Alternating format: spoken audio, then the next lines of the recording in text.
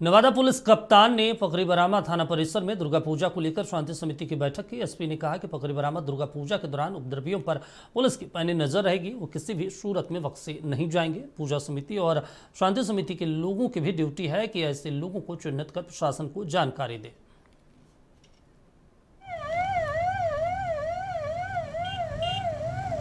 आज जो है शांति समिति की बैठक ऑर्गेनाइज की गई बकरी बरावा थाना में, जिसमें बकरी बरावा थाना, धमौल, रूपो, रोह ये सभी थाना मौजूद थे। कौवा थाना भी मौजूद था। यहाँ पे लोगों के साथ इंटरेक्ट किया। शांति समिति के ऑर्गेनाइजर्स से बात की गई, पूजा समिति के ऑर्गेनाइजर से बात की गई। जो लाइसेंस की कंडीशंस हैं उनसे उनको अवगत कराया गया और काफ़ी शांतिपूर्वक ये मीटिंग जो है वो ऑर्गेनाइज हुई है। इसमें आम जन से यही अनुरोध है कि जो है शांति व्यवस्था बनाए रखें।